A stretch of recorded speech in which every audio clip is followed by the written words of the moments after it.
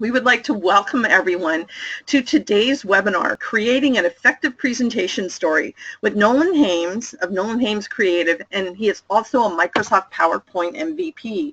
My name is Sharon Fitzpatrick, and I am the editor of Presentation Expert and happy to be your moderator for today.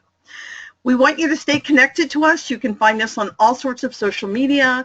We also encourage you to go to our YouTube channel or our website if you'd like to look at any of our webinars. We have cataloged them on presentationexpert/webinars. It gives me great pleasure at this time to introduce Nolan. As I said, he's a Microsoft PowerPoint MVP, one of only 37 in the world. He's an expert in data visualization. His client list reads like a who's who of companies. His blog, Present Your Story, is always full of great and exciting information. And in a past life, he was in the circus. So at this time, I think the best thing to do is for me to change presenters and turn it over to Nolan. Thank you, Sharon. Glad we have so many people today, and hopefully my sound is not going to get too crazy today. If it does, just let Sharon know and we can fix that, but I think it's good for now. So let me start off by, again, just saying what Sharon already did, is that I probably have close to an hour's worth of material. I always try to jam a lot in, so I will definitely be taking questions after the hour if you can't stick around. And there'll also be a few opportunities during for some questions as well. You can always type those in, and Sharon, feel free to jump in at any time. So there are a number of people out there who have heard me speak before, know what I talk about, and for those who have, and now for those who may be hearing me for the first time, you know that a lot of what I talk about is the second part of this two-part process of presentation. I'm a huge believer in series of twos. I think those are much easier to remember than series of threes, and I think presentation is a two-part process. The first part is writing your message, whatever that might be. Everybody on the call right now is in a different industry. You're all experts in your own thing. All your messages are different. But it's the second part where we have to, which is what I spend most of my time training organizations to do, which is taking whatever that message might be and communicating it visually and clearly and effectively, using slides, using visual communications. But very often, and I sort of gloss over that first part very often, assuming people know what they're talking about. But more and more I get asked, can you help me with that first part? Can you help me put together a good presentation story before we even open PowerPoint? So today is going to be all about this first part. We're actually not going to be getting too far into PowerPoint itself. We're going to be talking about all the things you need to think about, ask yourself, do before you start thinking about what font you want to choose, what color you want to choose. And to be frank, it's the second part which, is a lot of times the more fun part, the sexier part, picking stock imagery, picking colors. But the first part is so vital that if you skip over it and you dive right into design, you're simply doing yourself and your audience a huge disfavor. You're really going to be behind the ball, and you're going to be spending more time down the road if you don't take care of this first part. So Sharon did give you a little bit about my background. I do have a sort of a sordid history of storytelling in my past. And as Sharon said, believe it or not, as a kid, I was a professional juggler, magician, and circus performer. I performed in the former Soviet Union with the Moscow Circus School and around New England. So I was telling stories in a circus ring, from that age. After that, I actually then started telling stories on theatrical stages as a professional director and playwright off-Broadway and around the country. And that's my good New York Times review that my mom and I are still very proud of, so I like to show that whenever I can. After that, I hung around the agency world, forming departments, presentation departments, doing every type of presentation under the sun for every type of industry under the sun as well. Today, we're going to be going largely through this document you see in front of you, and this is in the panel. This is a PDF you can download. Don't scramble to write this down or look at it. We're going to be coming back to this, but we're going to start going through this sheet that I hand to clients to help them create their story, again, before we open up PowerPoint. And this does not have to take very long to fill out in a lot of cases. And again, just some simple questions, some simple answers can really help you out down the road. So this is going to be sort of a controlling document. So let's start talking about these questions you need to ask yourself from the very beginning. And the first one sounds very prosaic, sounds very simplistic, but it is, how much time do you have to present? This, I honestly believe, is maybe the most important question you can ask yourself. A 20-minute presentation is very different from a 60-minute presentation. It's very different from a 5-minute presentation. If you were asked to do career day at your kid's school and the teacher said, you have 5 minutes to present, well, that's going to be a very different delivery of information than a 30-minute presentation, right? So that is really a controlling element that we gloss over a lot of times, but it is so crucial. Now, a longer presentation is not a license to throw in the kitchen sink, right? The greatest gift you can give an audience is the gift of time, trust me. Real sort of master presenters actually deliver a little less content than the time allows, or they schedule their speaking slot if they have control for a little longer than their material, because if you can end, without this sort of frantic, trying to jam everything at the end, your audience feels as though they're ahead of the game and they've really gotten it. Now, if you are given just a short amount of time, don't assume that your presentation cannot be meaningful. I'm curious if anybody on the phone knows, or on the webinar right now, knows who Edward Everett is. My guess is probably almost nobody. You see, Edward Everett, many years ago, he spoke for 2 hours. He gave a speech that was 2 hours long. It was over 13,000 words. And today, we don't know who he is, but we do remember who spoke right after him, who only took 2 minutes and 270 words. You're probably catching on right now. I know you know who the second person was. The person that followed Edward Everett was Abraham Lincoln, giving the Gettysburg Address. So you can do a great deal. You can change the world in just 2 minutes. So just because you have a little time, that's actually a gift from my perspective, because I think we can say lots in a short amount of time. So that's really the first question. Really, genuinely ask yourself how much time you have, and let that control how you start determining what content you're going to deliver. The next question, this is a real quick one, but you should ask it, is my presentation informational or actionable?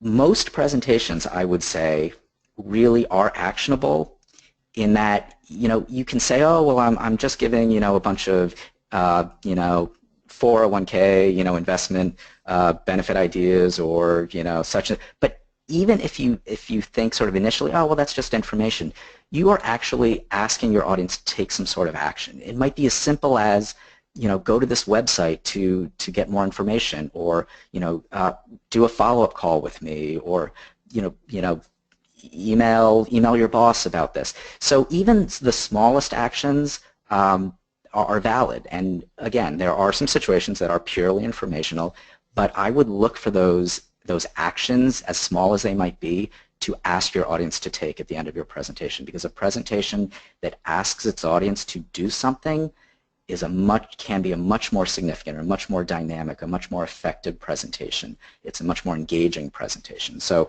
again, this is sort of a checkbox. Is it purely informational or actionable? See if you can't get it to an actionable presentation. The next question, and again, we're going down this sheet, which I'll bring back in a little bit, but the next really crucial question to ask is, who is my audience? As presenters, we're a fairly self-focused group, right? We can admit that. After all, it's us who are usually in charge and giving 90 to 100% of the talking. But guess what? A presentation is not for us. We are not the hero. We are not the star. We are not the focus of this presentation. We know what this presentation says. The focus of it has got to be on the audience. The slides you put up on the screen, they're not for you, which is why I always recommend people use presenter view in PowerPoint. Whenever it drives me nuts every time I hear somebody say, oh, well, I need all those bullet points to remind me what I'm supposed to say. Well, that's a speaker that's using the slides for themselves. The audience doesn't need that. The audience has you there. So use presenter view. Have your speaker notes outside of the slides so you can, again, so these slides can be designed for the audience. So, but you hear this question a lot, oh, know who your audience is, but that's not enough. You have to take it one step further and ask yourself WIFMA. This is one of my favorite acronyms. WIFMA stands for what's in it for my audience. Again, it is not good enough just to say, oh, who's my audience? They're the board of directors. No. What does the board of directors care about? Why are they sitting here listening to you? What do they want? Every audience is going to have a very different reason for listening to you. A board of directors might want to know, should we buy this new company? Should we continue to fund this initiative? If you could give the same sort of similar content to clients, the clients are going to care about something very different. They care about their business. They care about, can you help them, improve sales? If you speak to employees are going to care about something else. So it's not just important to say who the audience is, but what do they care about? You have to respond to them. Now, with any audience, you want to move them from one point to another point, from a point A, which is where things currently stand, that's basically the present, to a better tomorrow, which is a point B. You want to always try to change thinking in some way, and changing thinking could even be giving them more knowledge. Maybe it's, again, a purely informational presentation. You want to impart knowledge to them, and that's the point B. Or you might want to get them excited about this thing you're talking about. You might want them to actually take some sort of action. That can also be a point B. You want your presentation to move people. We're not talking about, dramatic, necessarily change the world, but move them in some way from where they are today, which let's say is not the best of all worlds, to a point B, which is that better tomorrow. Be very careful, though, of asking your audience to do too much, right? Don't try to move them to 20 point Bs. Now, if you're presenting to the board of directors, you may be asking them to fund this initiative and, I don't know, and buy this other company, and whatever. You might be asking sort of bigger audiences to do a couple of things, and that's okay. Don't ask them to do 20 things. Find these umbrella point Bs, these umbrella topics, these umbrella asks that you can sort of ladder, your multiple asks up into. So again, 1 point B is ideal, 1 or 2 is okay, try to avoid 20. So what are examples of these point Bs? There are lots of them. If you just had an informational presentation, it could be knowledge or excitement, as we talked about. If it's actionable, give me funding approval. Could be passion to get involved. Call your congressman, call your mom, sign up for a coding class tomorrow, whatever it might be. Again, I think actionable presentations are much more dynamic and at the end of the day sort of effective. You can really move somebody. So just think about it. Think about what these point A's and point B's are in your presentation. The next major question is, what is my bumper sticker? Yes, every presentation that you create should have a bumper sticker. What's a bumper sticker? Well, let me show you a few presentations, or the bumper stickers from a few incredibly significant presentations. Each one of these presentations had an incredibly succinct, memorable message that could be put on a bumper sticker. Martin Luther King's "I Have a Dream," that sums everything up.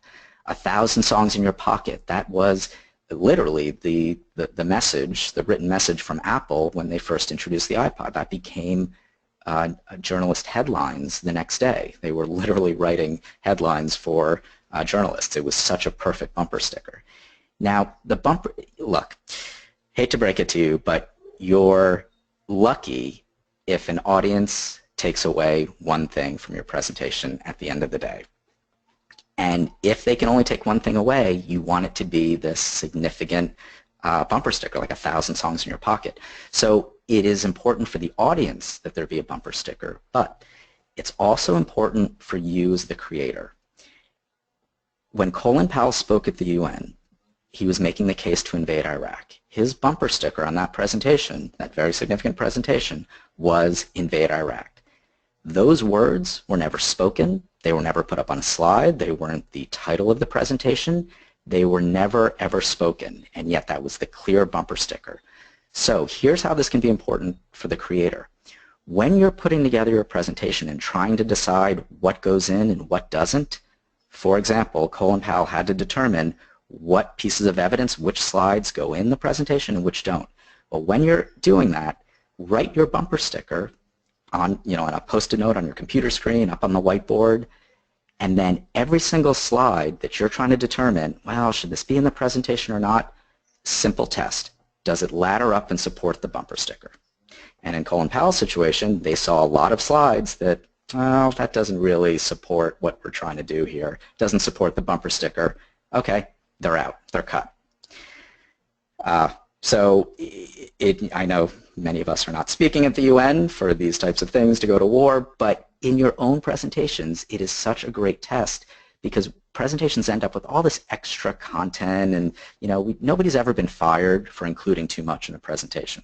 Am I right? So we always err on the side of putting too much in. We want to put less in. So really find the things that absolutely pass that test. Does it pass the bumper sticker test? I said a bumper sticker doesn't have to be your title, but if it is, it can be all the more powerful. This was a real slide, a real presentation a colleague did, and we were presenting a proposal to MetLife Insurance Global Communications Plan.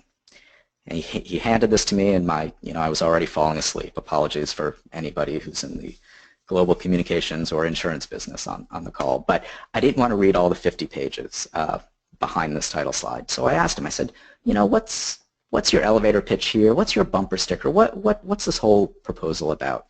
And he talked for a little bit, and then he said, we want to move MetLife Insurance from the largest insurance company to the leading insurance company. And I said, whoa, back up. That sounds interesting. And he said, yeah, well, MetLife is the largest insurance company and have been for a while, but they don't lead the industry. They're kind of playing catch up. They're following everyone else. We want to move them to be the industry leader. And I said, that's actually fascinating. That makes me want to read this. I said, that is the presentation's title. That's the cover page. So when the CMO of MetLife got let's say a dozen proposals from different agencies for the global communications plan, let's assume all 11 said global communications plan, but this one actually said what was the subsequent 50 slides were about. Write a bumper sticker that could be delivered to the CEO of a company such that they instantly understand what your message is. If the CMO went to the CEO in the elevator and said, hey, we're thinking about hiring this agency, all the CEO has to do is look at that cover, see that bumper sticker, oh, they want us to do all this. They don't have to read all 50 pages, we hope they would, but to know that those 50 pages are going to support this story. So this is a slide from a client of mine, the Irvine Foundation. Is this a good bumper sticker as a title? Probably not, right? How about this?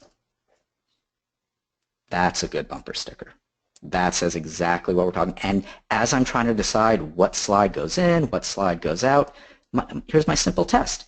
Does it ladder up and support this title? If it's about, something not related to this bumper sticker, it shouldn't be there. So I want to open it up to everyone on the webinar.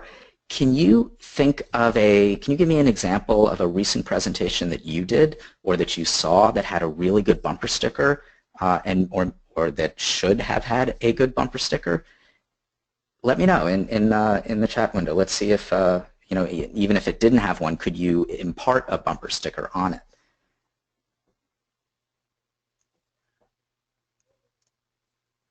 Nolan, I can think of one. Just do it. The Nike bumper sticker.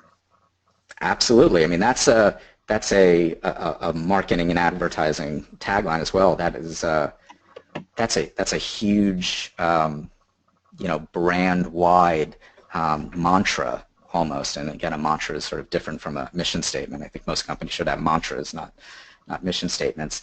But okay, we're getting some coming in here. People buy from people. Okay. PowerPoint, nuts and bolts. You're coming back to a previous webinar. That's great. Eat more beef, Chick-fil-A. That I love. I love it. I mean, that again, that's an advertising, but sort of an ironic thing. Safety, it's in your hands. That one I love as well, because that says you, the audience, everything is about you, actions that the audience is going to take. So in that respect, if that presentation started talking about safety that, corporate or the government was going to do, no, that's not what this presentation is about. This presentation is about what you, the audience, can do. The info dive, here's one, the info dive, a quick look at credit cards. I would challenge that person to go more specific. A quick look at credit cards, you can look at credit cards in 1,000 different ways and lots of different information. What specifically? Abbott Nutrition. Okay, I would say Abbott Nutrition is a bad bumper sticker because I don't know how to test everything against that. We could end up with thousands of slides talking about nutrition. Here's a good one, a slight revision. We went from expense reduction to reducing lost profits. Okay, very specific. So a bumper sticker really should be specific. Yes, in an ideal world, it should be inspirational, I have a dream and all that, but it should be testable against your slides. So thank you. Thank you for all those. We've got a lot more coming in. I'm just reading a few here. We have some fun ones. Bringing order to chaos. There's one that I liked was "What's your story," which was kind of interesting. Mm-hmm. And I'm ready is another one. So back to you, Nolan. There's lots of good stuff here.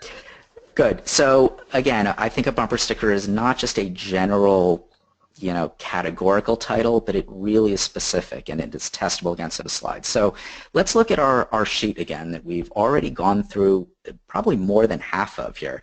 We've seen is something actionable or informational, our time allotted, our audience. You really just fill this out, print it out. Don't do it on the computer. Print it out and write by hand. Who's my audience? What's in it for them? What are my point A's and point B's? What's my bumper sticker? If you've answered all these questions so far, you're so far ahead of the game, and maybe the bumper sticker does take a while to sort of think about what it should be, but that's good because you're spending that time now before you dive into slide design. It's going to help you later. It's going to help you instantly know later, should I include that slide or not? But now let's get into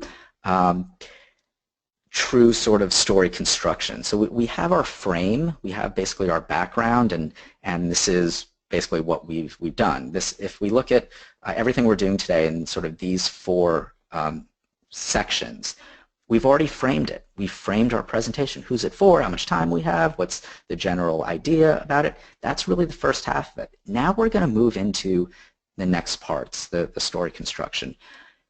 Whether we know our material backwards and forwards, whether we're giving a brand new presentation that we're writing from scratch and we have to research it, we want to spend just a little time or a lot of time, if we have to, ideating. Put your ideas, what you're going to talk about in the presentation, your solutions, your proposals, your whatever it might be. Start putting it down. You can put it on a whiteboard. A lot of people like to ideate, come up with ideas there. That's great if you have the space and to collaborate with other people. You can use Post-it notes. You can put these on a whiteboard or on just any wall. You can put them on a big desk. I'm a huge fan of Post-it notes. Start putting your ideas down there. Post-it notes are great if you want to, really dynamically move things around and sort of start to think about hierarchy and what's more important and less important. Some people like mind mapping. There's actually software out there that does this, and mind mapping is where you take one idea and then you branch off and it inspires other ideas. So it's a great way of sort of brainstorming. Here, for example, if we wanted to grow symphony audiences, well, we could do that two ways. We could do more subscriber ticket sales, and that would lead to other stuff, or we could get new audiences, and that leads to other stuff. So mind mapping, some people like. I'm hoping a lot of people were here a month ago or so for the Smart Storming webinar. They really advocate for a style of ideation called idea sprinting. And if you are not familiar with Smart Storming, and Keith Harmeyer and Mitchell Riggi, they are two of the best in the business at ideation, and they have a wonderful book, a wonderful website. A lot of what I know about ideation I've learned from them. Idea sprinting is just coming up with as many ideas as quickly as possible. Now, the ideation section or phase of this, no matter what technique you use, it's all a personal preference. No matter what technique you're using, no judgments. Don't edit. Just get all those ideas out, because once you do, then you're going to dive into this next section, which is editing. Here's where we're going to take all of our ideas, all of our sticky notes, or everything on the whiteboard, or everything in our mind map, and we're going to see if it ladders up to that bumper sticker. Remember the bumper sticker I was insistent about writing? Here's where it comes in. So you put all your sticky notes on the wall and put a big one at the top with your bumper sticker and see, hey, does all this stuff, go towards that? For example, here, if we wanted to increase staffing, well, okay, we could use online ads, and then we do this sort of pyramid shape underneath where, things, different types of online ads. But then we need, a better HR department. They need to pull their weight. And, down at the bottom, IT outsourcing, well, that's kind of runs counter. So even though that was a good idea, it doesn't support my bumper sticker. Maybe improve employee benefits. Well, yeah, that could, increase staffing. But you know what? We went through a study last year, and they told us we had the best benefits in the industry. So I don't think that's really going to help increase staffing. So it gets cut. Here's where, so you don't even bother making the slide for IT outsourcing and improving employee benefits. You don't waste your time. You've done it here. You just saved yourself, a half hour not creating those two slides or more. This is why the editing process is so important. And I understand editing is painful. It's the least sexy, it's the least fun part of this, but it is truly important.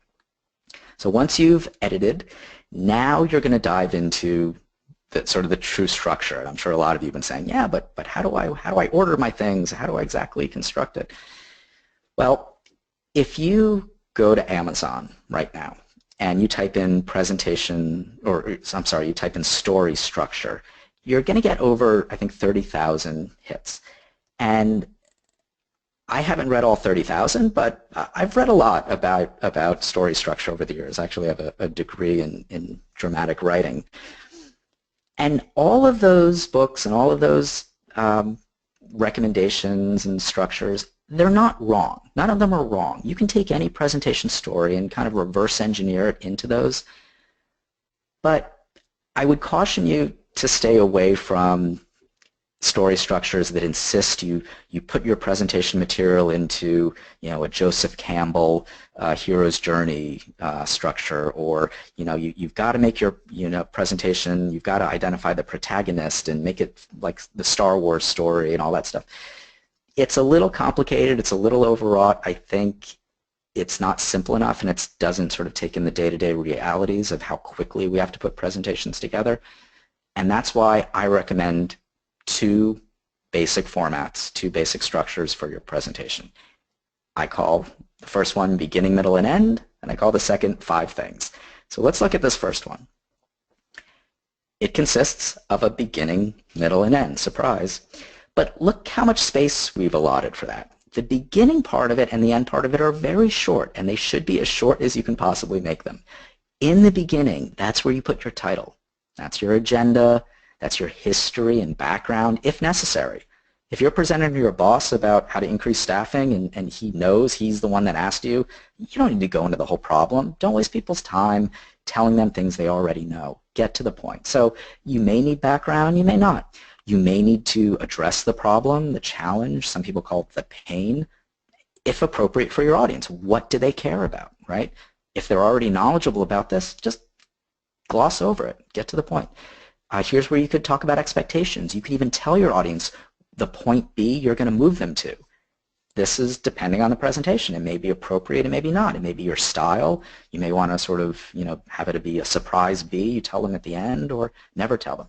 But you put all that stuff there. The end is your summation. It's your Q&A if you're going to do that. It's your appendix. It's your call to action if you have one. And again, I would urge you to find one.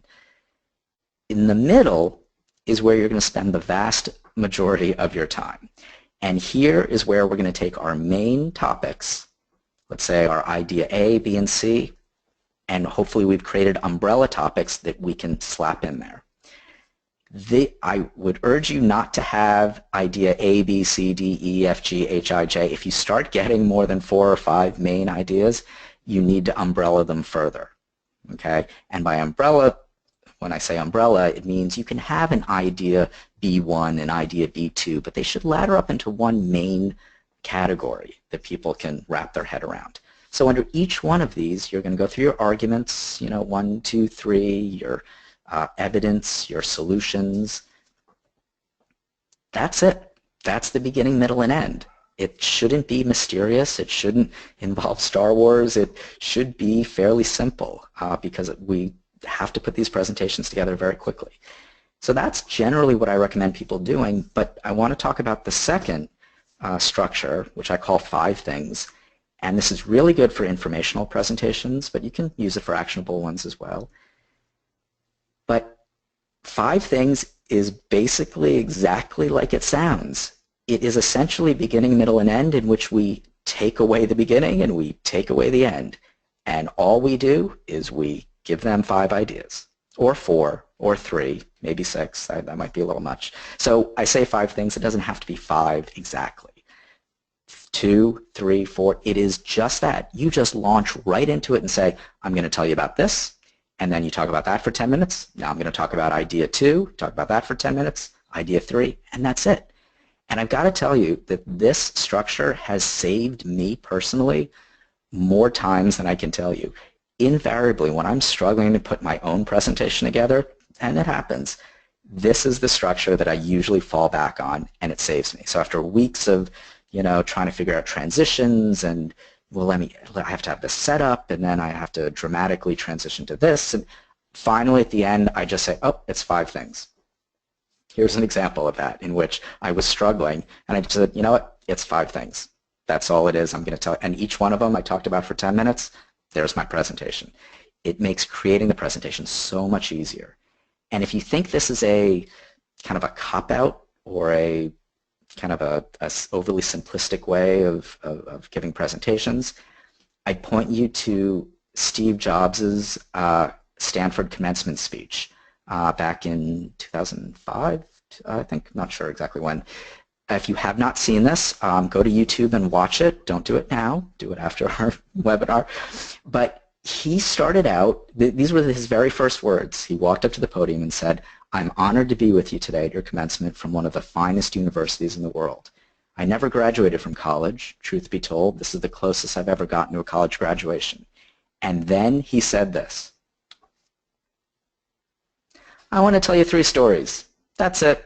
No big deal. All right, the first story is about connecting the dots. It worked, right? He literally told just 3 stories. He was using the what I call 5 things story construct, and it works. So for everybody who's ever sweated over a, if you've ever had to give a commencement speech, I'm telling you, 5 things. It's gonna help you. So we've really gone through a lot here. We've gone through this whole section except for the last item of this, which is the call to action. Now, your call to action should be the very last thing your audience hears. I believe if you're going to do a Q&A, and that's fine, so, a lot of times it's appropriate, don't let it be the very last thing you do. Let the call to action be the last thing you do. So do your Q&A, but then leave a couple minutes after that to remind your audience, to sum up, to tell them, what they should do and give them maybe your bumper sticker or the point B. Because the worst thing in the world is to do a Q&A and then somebody kind of asks a lame question, and yes, there are lame questions, And that's everything your audience remembers. Like that last kind of lame question, like lets the whole air out of your presentation, and then you say, thank you, then you walk off stage. You really want you to have the last word. You want the last thing the audience hears to be this inspirational, action-oriented call to action. So what are examples of that? Again, lots of things. Could be small, could be big. Hire my agency for this project. Call to set up a follow-up meeting. That's it. I'm not asking you to spend $1 million. Just call to set up a follow-up meeting. Or take my proposal to your CEO. You know, place 20% of your current investment into this fund. Find something for them to actually do that you've made a case for throughout your whole presentation. So that is that's our whole structure. That's the sheet. Every time you do a presentation, just run down the sheet. You could fill this out in 10, 15 minutes, I imagine, in some cases. It's worth it. It's going to save you creating that slide you didn't need to create down the road. Let's talk about a few sort of related things as we're putting our presentation together and as we're getting closer to PowerPoint, because the goal ultimately, obviously, is to make slides, be it in PowerPoint or Keynote or whatever. At some point very soon after doing this, we need to start thinking in terms of slides, right? So we need to start taking all this information that we've ideated and everything and converting it into slides. So how do we do that? There are a few ways I recommend. Wow, I had a little font issue right here, so sorry about the weird wrapping here. Post-it notes again to the rescue. Every post-it note equals a slide. Okay, so whether you've already done that from your ideating or you need to, let's say you had a post-it note was a whole section and one post-it note suddenly becomes 3 because you want to do 3 slides, that's fine. But start using post-it notes. Every single one is a slide, and you, again, keep your pyramid structure and your order. Start moving them around. Start seeing what should be there, what shouldn't be. Does it ladder up to my bumper sticker? No. Maybe I'll move it off to the side. Maybe it'll come back in. Maybe it won't. I'm not going to throw it away, but it'll just be there. So that's one way that I like using. Another way of outlining your presentation and ultimately writing it in terms of slides is just pure prose. I work with a lot of foundations. They speak, my clients speak at a lot of conferences, and a lot of them are they're writers. They like to ideate. They like to come up with their talks by writing. That's how they do it, and that's fine. So I say go into Microsoft Word and write everything out. Now, they may ultimately not read this verbatim, but they might paraphrase it, but that's the way to get the content out. And when you do that, start going, after you've written it, go through and identify where your slides are. Highlight them. And you can easily see, oh, I've just been on one slide for 3 pages, or I see this a lot. People will write, 2 sentences and say, and insert, 4 or 5 different slides in those 2 sentences, and I have to say, that's not going to happen. You cannot put 5 slides into 2 sentences worth of material. So this is a way of visually starting to see where your slides are that you can then ultimately move into PowerPoint. This is what I recommend most, or what most people actually end up using. Microsoft Word, a 3-column table in which each row is a slide. So this is after you've done your ideating, you've gone through the sheet, you've done all this stuff. 3 columns. Now the first column is actually the most important. It's the timing, right? We're back to the timing. So you know how much overall time you want to spend on your presentation, but how much time do you want to spend on each individual slide? That's crucial. So you say this slide is so important, I'm going to spend 2 minutes on it. Then the second column is what you want to say with that slide. These could be speaker notes. This could be still sort of stream of consciousness. I'm not exactly sure. The third column, that's the visuals. If you know at this point, right, you may know, oh yeah, we have to show a map of that, or we need to show a chart showing this from the annual report, or it might be a question mark. Yeah, we'll figure that out later, because we're not designing it. We're simply outlining what slides are going to be where. A cousin to this, the one that actually I use all the time, is Excel, in which each row, again, is a column, but I like using Excel as a content sort of outlining tool, as a text tool, because it's so great at color coding and adding hierarchy, and I can hide things, I can easily move them around, but also I've got that column where I have an instant running total of my timing. So if I know I have 55 minutes to present, as I go through everything, I see instantly, you're over time. Got to make some choices, got to make some changes. So timing is, again, a very important tool.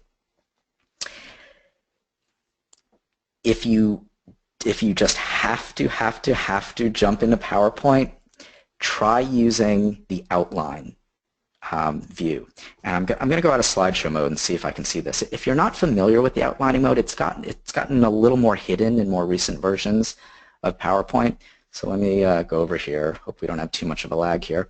But if I go to View, make this a little bit bigger.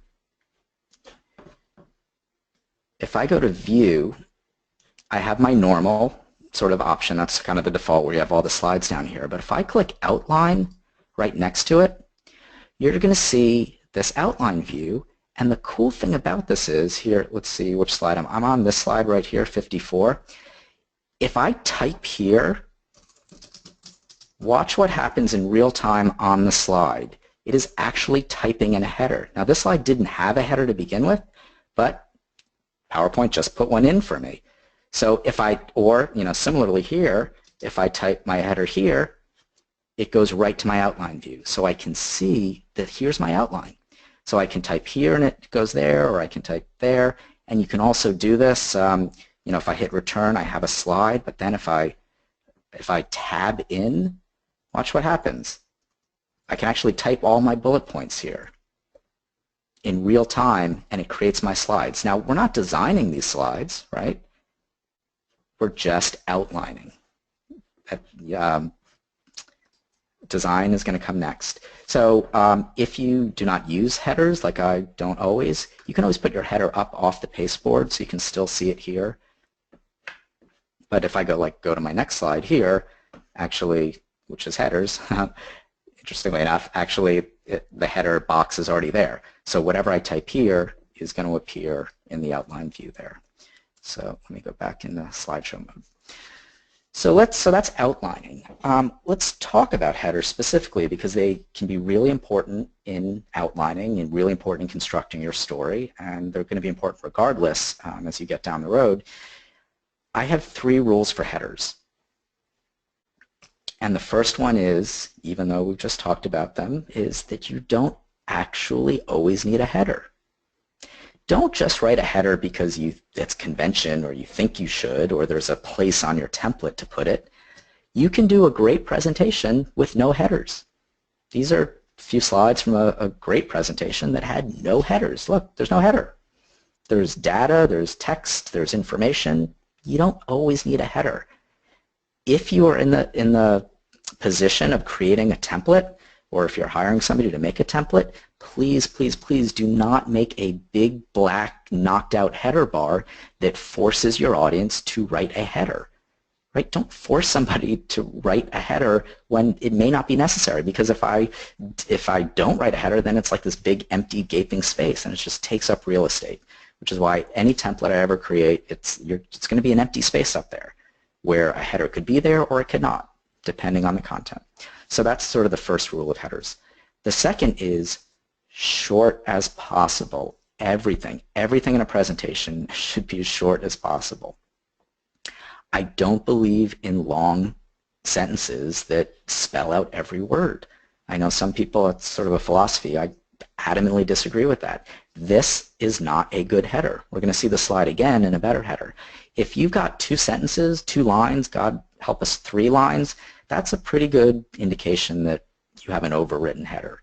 Somebody once told me that if they see the word "and" in a header, it's a tip to them that that header needs to be cut down or maybe turned into 2 slides. So yeah, you don't need more than one line on a header.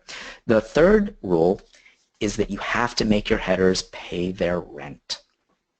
What do I mean by this? If you're going to put something on a slide, it better tell part of your story. So when I see categorical headers like this is not a good header. This is a header that could be in any slide. If you have headers that could fit into anybody else's presentation, that's not a specific header that is paying its rent, right?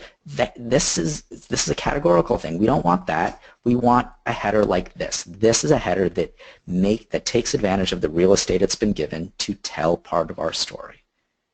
You should be able to take a presentation, print it out, and flip through it and only read your headers, and just from that get a pretty good idea of what the presentation is about, right? If you choose to use headers. So we want our headers to actively help tell our story if we're going to use it. Apply, you may have heard me talk about the 3-word challenge, which is actually something I learned from Rick Altman, who's going to be doing a presentation in a month or two, I think. Apply the 3-word challenge to your headers. Basically, that means trying to get all your headers down to 3 words. And if you quote-unquote fail, let's say you have a 10-word header and you get it down to 5 words instead of 3, well, that's still a header that's 50% better. So that's success in my book. You can always edit down headers, trust me. You can edit down almost anything on a slide. There's a way to do it without losing your message. So the last thing I want to talk about is sort of related to all this, but it's just something I want people to keep in mind, because I see it all the time, in all different types of industries, and it's jargon. But when I say jargon, it's not really necessarily those long scientific words. I mean, that's a problem, but it's kind of a more insidious type of jargon. It's features over benefits, right? It's when people start talking about whatever the industry is, they start talking about the science and the technical and the features. Remember I said presenters are a self-focused group. We start talking about what our company did or what we personally did and all this stuff and all the outputs we've created, and we stop thinking about the most important part of a presentation, which is the audience. What do they care about? The audience does not care about, in general, all of the technical mumbo-jumbo and details and features that we think they do. They care about what's in it for them. How will it make their company or their life better? Now, the masters at doing this, the masters at presenting benefits over features, is Apple. They are a technical company, so they presumably have lots and lots of technical things they're creating and inventing, and they want to communicate, but that's not what they do in their presentations and their product launches. They don't talk about features, they talk about the benefit to the audience. So we're going to play the Apple Marketing Department game show, and I'm going to show you a slide. This is from one of the iPod launches a while back, and yes, they had some bullet points talking about the iPod, but everything that you're seeing on the screen now, this is my rewriting of that bullet point to be a feature rather than a benefit. This is the way most companies, the vast majorities of companies out there, would introduce a new product, by telling the audience all the features. But that's not at all the way Apple did. So I want to get everyone on their toes right here, and we're going to go through this one by one, and I want to ask you to put yourself in the shoes of Apple marketing. What do you think they said when they wanted to tell the audience about controlling your music through innovative touch-sensitive control? What do you think they said? We have, Nolan, your music at your fingertips. I love that. I love that answer. Touch your music. We have a winner. That's what they said. Touch your music. They're making it. That's what people are actually going to do with the iPad, with the iPod. They're touching their music. How about this next one? Widescreen 16.9 aspect ratio video playback. That's a mouthful, and that's exactly the kind of thing that an engineer, no offense to engineers, would write. What's Apple going to say? Easy on your eyes. See your music, clear video. Clear video, widescreen video. That's all, right? Simple. Why we know widescreen. This powerful search functionality. Let's talk about that one. Powerful search functionality. What does that mean? What's the benefit to the audience? find it fast, easy to find, easy search. Exactly. You guys head right to one infinite loop. Find your music even faster. Exactly. That's what people care about. This next one is my absolute favorite. High resolution 163 PPI graphics. That was definitely written by an engineer. Again, no offense to engineers.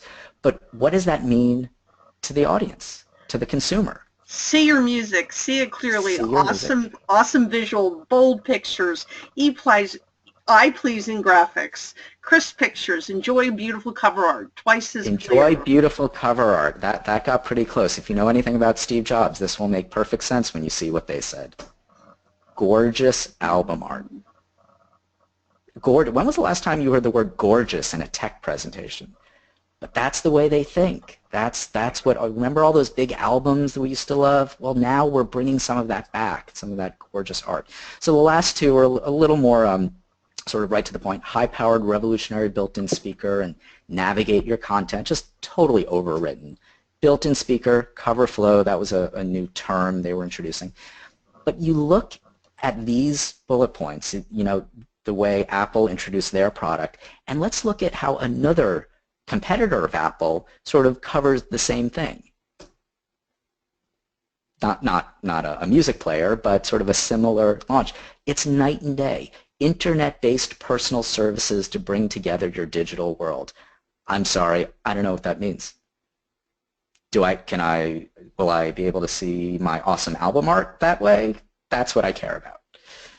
Communications, information protection. I don't want to go in this, but that's sort of, you know, the difference between Apple and Microsoft's been getting much, much better, definitely, and Bill Gates as a presenter has gotten much better, but they're two sort of philosophies, and I would really urge you to go towards Apple, and there's actually there are a couple great books, well, there are a lot of great books written on Apple, but Carmine Gallo wrote a great book called The Presentation Secrets of Steve Jobs, and it really covers a lot of this, of really analyzing why those keynotes were so and are so impressive and why Steve Jobs was such a great presenter. Not just because he was charismatic, but because they did things like focus on benefits, focus on the audience. So, oh good, so it looks like I did pretty good with time. We're going to open this up to questions, but before I do, I want to give a little plug. I'm co-hosting a podcast that launched a couple weeks ago on iTunes with Troy Collar and Sandra Johnson, two fellow Microsoft MVPs. I believe there are 3 episodes up now, and the next one will be released shortly. So if you want to hear everything that's going on in the presentation world, get all sort of inside tips and tricks on the business of presentation, definitely subscribe. We're very excited about it, and we're going to have guests. We're going to talk about everything under the sun, things, you know, down to pricing and all sorts of inside baseball stuff on presentation. So and PowerPoint. So definitely go subscribe to that. And there's a website. You can take a look at the past episodes and all that. So that's what I've got today. And I'm glad I didn't go too far over. Remember what I said about trying to write your content so you always have a little less than your time allows for? I guess I followed my own advice today on that. But let's open it up to questions. Somebody telling you you're walking the talk, which is great. So Lisa has a question. How do you orient people during your presentation without adding a header that shows where you are in the outline? Well, there's nothing wrong with adding headers, and when we say headers, maybe dividers. I'm actually a big believer in telling your audience where they are in the presentation. So very often what we'll do is we'll add something called a tracker, which is a small little thing in the top right, usually, or somewhere else in one of the corners, that will show people where they are in the presentation. And usually we do that with iconography. So let's say we have, 4 sections of the presentation. We'll have an icon for each. And as we go through, the audience can see at the top right, oh, we're in the third of 4 sections. Additionally, or separately, we very often do divider slides that keep going back to the agenda, keep showing people where they are. Yeah, don't play around with your audience. Tell them where you are. Nobody should ever think to themselves, am I 10% through this presentation or 90% through. They should get us. They should know. So Liz has a question. Is it necessary to use headers consistently, or is it okay to use them only on some slides and not on others in the same presentation? I'm okay letting them come and go, but your design, your slide design, has got to allow for that, which is why when we design templates, we do it in such a way where it's basically just an empty space at the top, so the header can be there or it cannot, and if it's not there, you don't miss it. But yeah, if you're showing like a map of something, for example, like I had that example slide of a map of a Spanish wine region. If you're just showing a map and it's self-explanatory, why do you need a header that says, hey, this is a map of X? Right? Your header should not be redundant. You should try to communicate as much as possible with the content of the slide. And the other thing I'll say is, if you are going to use a header, your content, and this is kind of like the whole bumpers, like in a micro version of the bumper sticker, and everything supports that. All the content on a slide has to support the bumper sticker, has to prove the header. I was talking to a client this morning about a slide, and I said, well, you've got this great, statement in your header, but then the content on the slide itself doesn't refer to it. Like, it's a completely different story. It's not, it has to support the header. So that's, again, another like micro test. Like, should I include this bullet point? I don't know. Does it ladder up to the header? So we have a question about kind of agenda slides, question slides, or final thank you slide. Are they necessary? Are you a fan of them? They're not necessary. You don't need a slide at the end that says thank you, although it's a nice way to say, hey, I'm done. I mean, that's a nice indication. So they're convention. If they genuinely help you, fine. I'm kind of agnostic about agenda slides. Again, it's nice to, I don't like keeping secrets from an audience. I like to tell them what we're going to be talking about. I like to tell them how long they have. It's what I always do at the beginning of every presentation. I say, this is going to be an hour long. This is going to be 30 minutes long. So the same thing with an agenda. If it makes sense, do it. If your agenda is just filling space because that's part of your template, then no. If the agenda says introduction, background, strategy, thank you, closing, then don't do it. That's just categorical. So people are curious, what do you do when a CEO wants to just do a long list of bullets? How do you encourage them to tell a story and make that the focus? How does one manage up to their CEO? Yeah. Well, that's a big, long topic. Look, we've all had bosses and we've all had clients. I've had clients that want their bullet points, or despite what you tell them, like, oh, I just need this. You've got to manage up. You've got to do it delicately. One thing I will very often do is give two versions of a slide. I'll give them their bullet points, but then I'll go ahead and design, like I'll chunk the bullet points out, or I'll convert those bullet points to 4 slides with imagery and illustrations and iconography, and try, if possible, to have a heart-to-heart and say, okay, here are the 2 options. We can do it just bullet points, but you know what, I don't think people are going to process it. I don't think they're going to remember it unless we do it this way. Now, these are 2 options. Which do you want to use? It's the same thing like with charts. If somebody loves their pie charts and I hate pie charts, I'll say, okay, here's your pie chart, and here's a bullet chart, or here's a sized proportional shape thing that I think is better. And look at both of them, and don't you see that this one is sort of more easily read on screen? And if they disagree, or if they just disagree because they want to be right and they don't want anybody else to say anything differently, then I don't think that's a very good CEO, speaker, or boss. So you've got to be delicate. I think that's great. Let me do one final question, being conscious of time.